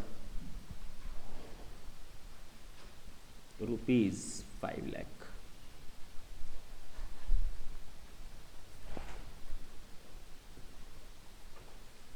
Sale of coffee,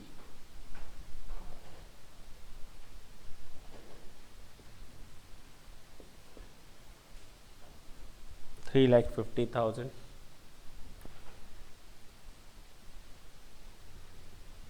Growing and manufacturing of tea,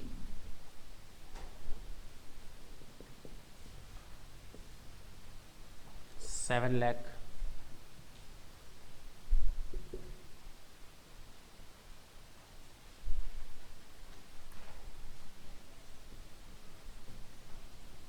Sale of plant from nursery, rupees 1 lakh.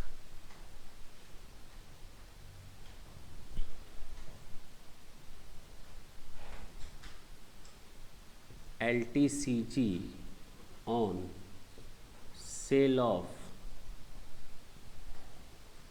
agricultural land in Delhi,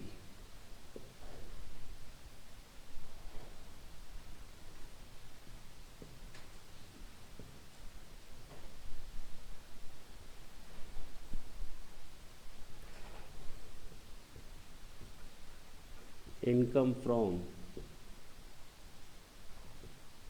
house property,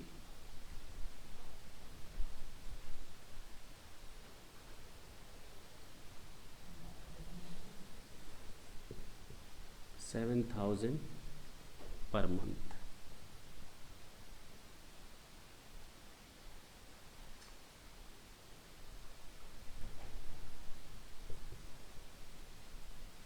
repair expenses on house.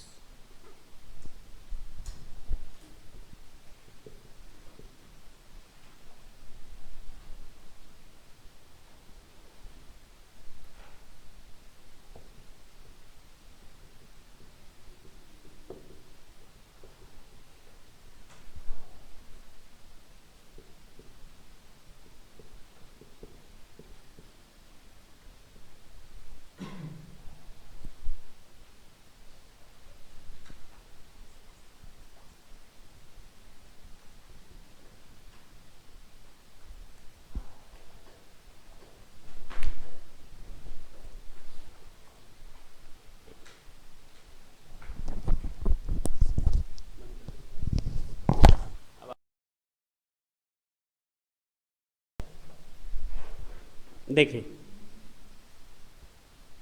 Solution.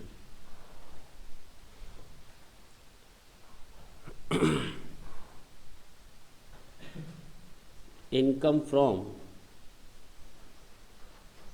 House property,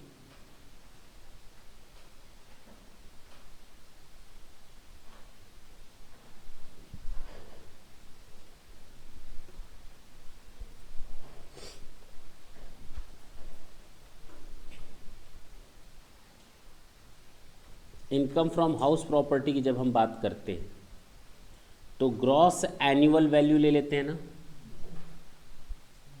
gross annual value 7,000 रुपये के हिसाब से सालाना कितना हो गया? 84,000। अब हमें फेयर रेंट नहीं मालूम, म्यूनिसिपल वैल्यू नहीं मालूम, स्टैंडर्ड वैल्यू नहीं मालूम, तो मान लेंगे यही हमारी क्या है? Gross annual value minus municipal tax हमेशा पेड बेसिस पर अलाउड होता है। कितना है पेड? 90,000। तो नेट एनुअल वैल्यू कितनी हो गई? -6,000। बोलो माइनस स्टैंडर्ड डिडक्शन तो आएगा ही नहीं, 30% जब लॉस है तो, माइनस इंटरेस्ट ऑन लोन, ये भी आएगा नहीं। हमारा इनकम फ्रॉम हाउस प्रॉपर्टी हो गया 6,000 लॉस में, तो हमने यहाँ लिख दिया लॉस। कोई दिक्कत है क्या? बोलो। प्लस कर दिया इनकम फ्रॉम बिजनेस और प्रोफेशन।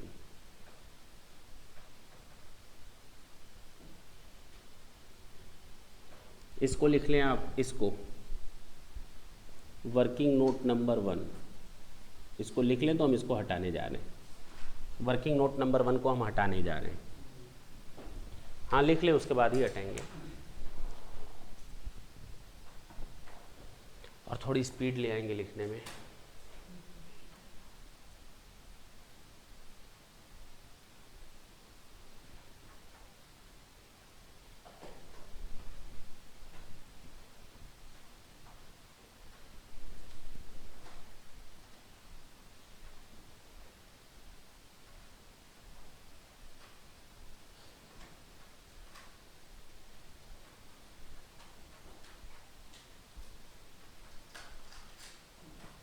हो गया?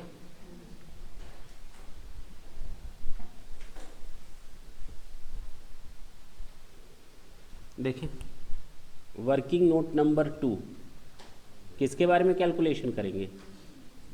पीजीबीपी। चलो इधर बताओ, रबड़ में कितना परसेंटेज बिजनेस का होता है? 35 एंड, देख लें एक बार, देख लें। हाँ या ना? रबड़, तो ये हो गया पीजीबीपी और ये हो जाएगा एग्रीकल्चरल इनकम। किस रेशियो में है? 65, 35 एंड 65। बताएंगे कितना कितना? 1 लाख। देख लेंगे कैलकुलेशन, 5 लाख को 35 और 65 में,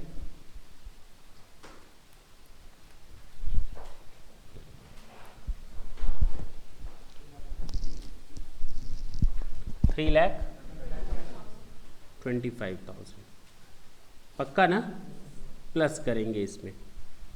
कॉफ़ी, नॉर्मल कॉफ़ी है तो 25 एंड 75, याद आया, बांटें इसको 1:3 के रेशियो में। 1,17,500 सॉरी 1,87,000 87,500 और इसका पक्का, तो नॉर्मल मानेंगे ना। टी की बात करते हैं, टी का 40 एंड देख लेंगे, नहीं देख लेंगे एक बार पीछे, नहीं वो तो है ही, बताएं कितना कितना है। 2,80,000 420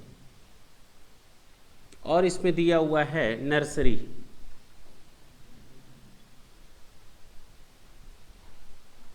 नर्सरी को पूरा का पूरा कहाँ ले जाते हैं,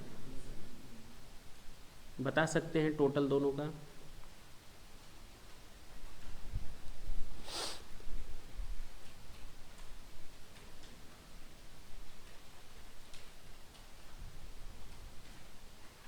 बोलो भाई। हाँ 5 लाख,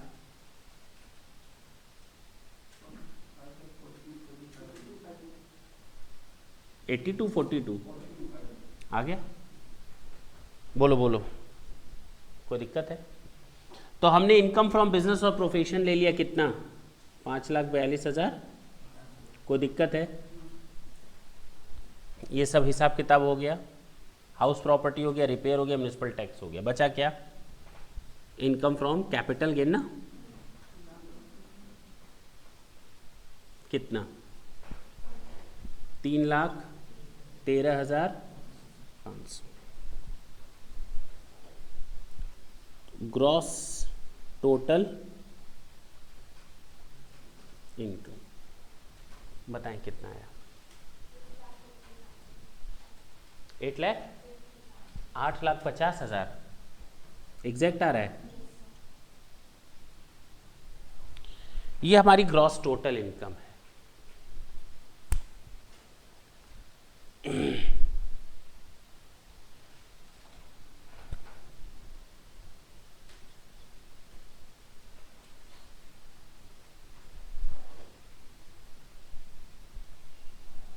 ये क्या आ जाएगी?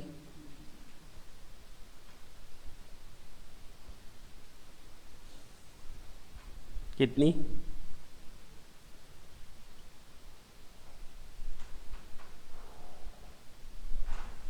अब एक प्रॉब्लम जो हमारे सामने आएगी वो आएगी, इस 6,000 को हम कहाँ से एडजस्ट करें, पीजीबीपी से या एलटीसीजी से? क्या हम इस 6,000 को इसमें से एडजस्ट कर सकते हैं या नहीं कर सकते? क्या इस 6,000 को हम एलटीसीजी के प्रॉफिट से एडजस्ट कर सकते हैं या नहीं कर सकते हैं? किसने बोला नहीं कर सकते?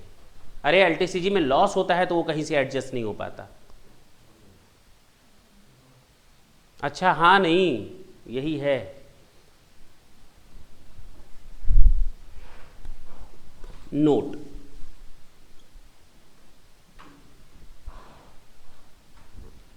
Loss under the head income from house property can be adjusted from PGBP और LTCG both।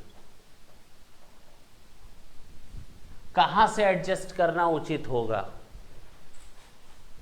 अगर हम देखें तो यहाँ से अगर एडजस्ट करेंगे तो इस पर 20% का फ्लैट टैक्स रेट लगता है, तो 6,000 एडजस्ट करेंगे तो 1,200 रुपये के टैक्स की बचत होगी, हाँ या ना? अगर यहाँ से एडजस्ट करेंगे तो कितने टैक्स की बचत होगी जरा बता सकते हो? 5,42,500 पर टैक्स लगा कर देखो और 5,36,000 पर टैक्स लगा कर देखो, देखो बेटर क्या है। 5,36,500 पर कितना टैक्स आ रहा है? अगर यहाँ से एडजस्ट करते हैं तो 5,36,500 रुपये आएगा। बोलो।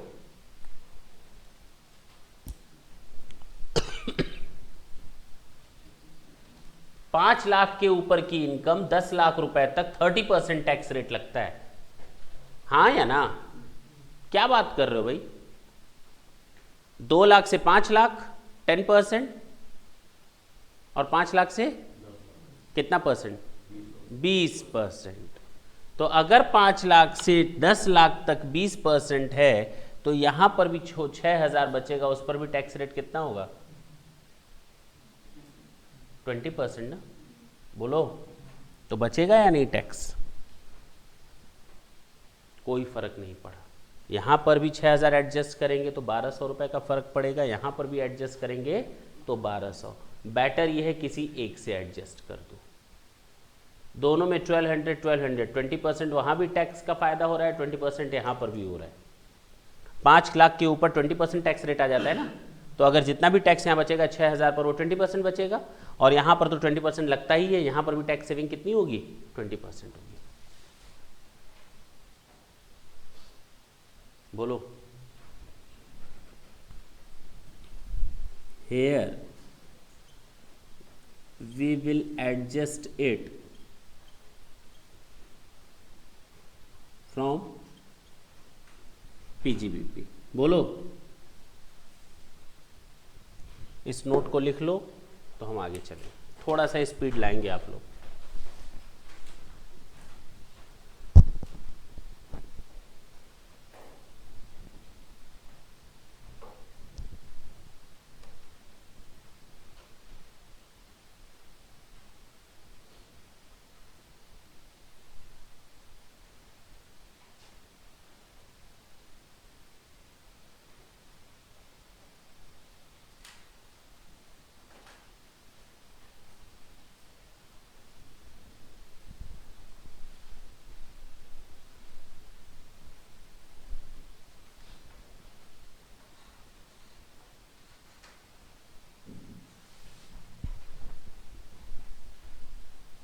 अभी हटा सकते हैं?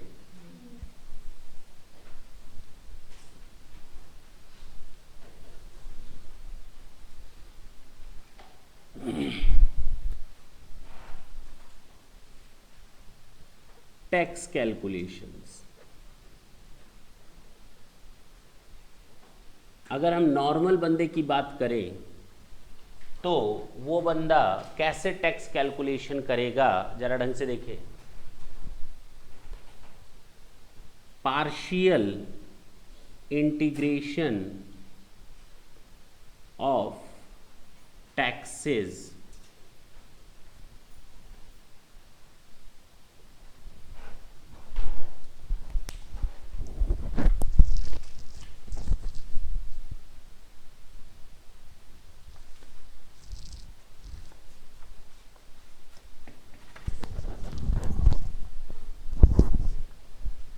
partial integration of taxes concept would apply because SSC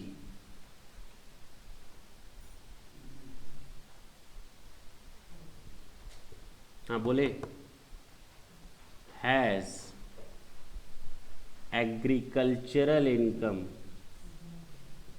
in excess of rupees 5,000 and non-agricultural income are in excess of maximum amount not chargeable to tax। पक्की बात है ना? देखो हम लोग बड़े ही आराम से बढ़ रहे हैं। टैक्स कैलकुलेशन करना है तो सबसे पहले ये देखेंगे कि इंटीग्रेशन वाला सिस्टम अप्लाई होगा या नहीं। दिखा कि हाँ अप्लाई होगा। नोट कर ले इसको, 2 लाइनों को जल्दी से थोड़ा नोट करेंगे।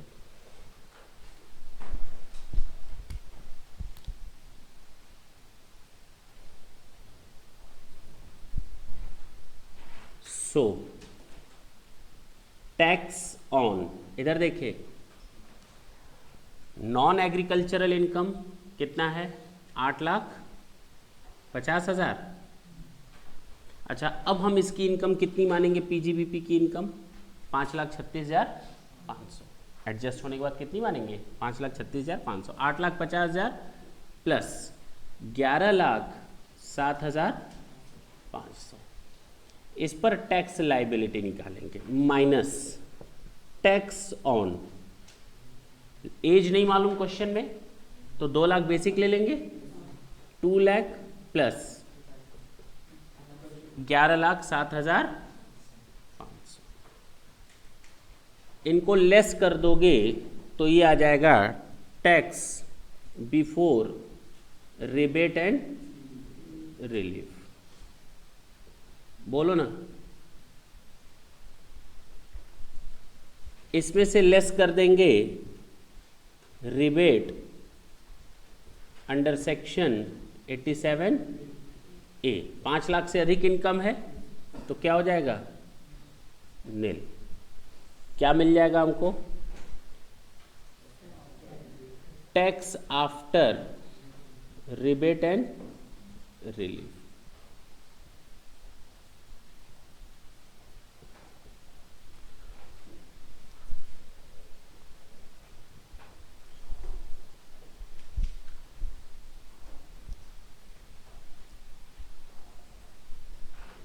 वर्किंग नोट नंबर 3, इधर देखें, इस पर टैक्स कैलकुलेट करते हैं वर्किंग नोट नंबर 3 में, और ये कैलकुलेट करेंगे वर्किंग नोट नंबर 4 में। जरा देखिए टोटल इनकम कितनी हो गई।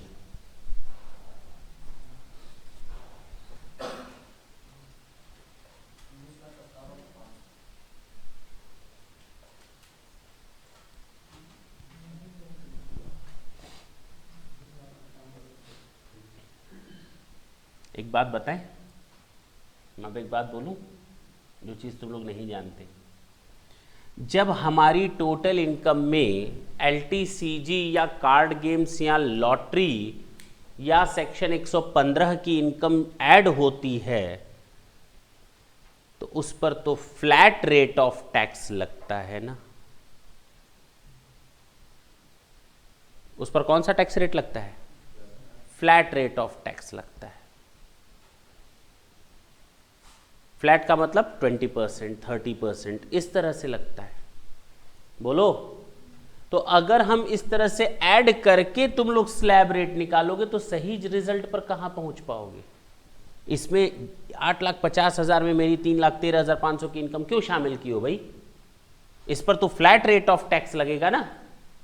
बोलो, इस पर तो सीधे सीधे 20% का हिसाब किताब लगेगा, इसको इसमें क्यों शामिल किए हो? अब क्लियर है? बता सकते हो अब हम यहां कितना लिखेंगे?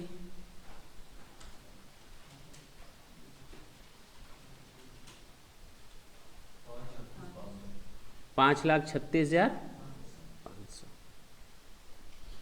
अब आप लोग कैलकुलेट करें इनकम टैक्स कितना आया। टोटल करने पर थोड़ा जल्दी जोड़े तो टैक्स ऑन 16 लाख, बोलो ना, बस ना। चलो बताओ, पहले कितने पर माफ है? 2 लाख तक कितनी? 0। अब 2 लाख 1 रुपए से लेकर 5 लाख तक, 3 लाख का 10% कितना होता है? 30,000। और 5 लाख 1 से लेकर 10 लाख तक 1 लाख 20% के रेट से, और 10 लाख 1 रुपए से लेकर कितना? 16,44,000। 30% जरा बताएं। 1,93,200। टोटल कितना आया? 3,23,200। इधर देखिए, हमने यहां पर ध्यान देंगे उस इनकम पर टैक्स नहीं लगाया है जो हमारी कौन सी इनकम है? ये 3,13,500 को छोड़कर। अब जरा इस पर कैलकुलेट कर सकते हैं आप टैक्स? नहीं कर सकते? जरा बता दें हमको।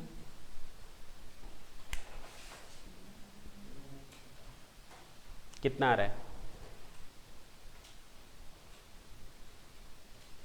थोड़ा जल्दी बताएंगे।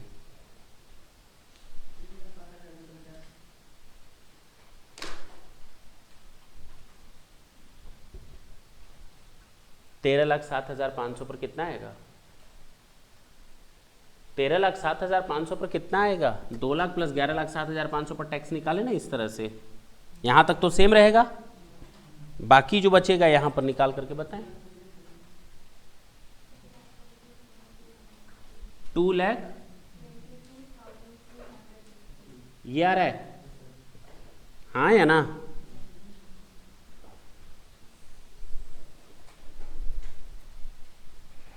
तो यहां पर आ गया इंटीग्रेशन ऑफ टैक्स। बोलो कितना आया tax? 1,09,950, 1,09,50 plus tax on LTCG नहीं जोड़ोगे? छोड़ दिया था। कितना है? 3,13,500 का 20%। कितना आया?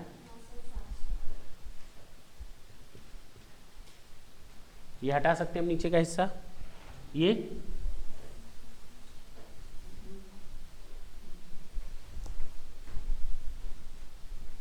अच्छा, टोटल टैक्स कितना आ गया?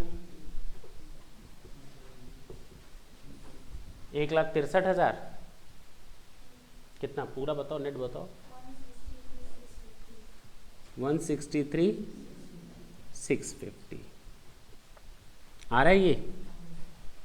अब क्या करेंगे? टोटल टैक्स आ गया before rebate and relief, before rebate minus करेंगे रिबेट अंडर सेक्शन 87A। कितना? नील, क्योंकि 5 लाख से अधिक की इनकम है।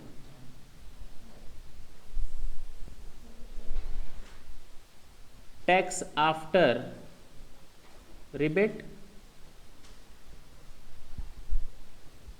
1,63,000 प्लस क्या करेंगे इसमें? Education cess 2% plus SHG 1%। Total tax liability कितना आ गया बताएं? 323। हाँ बताएं टोटल।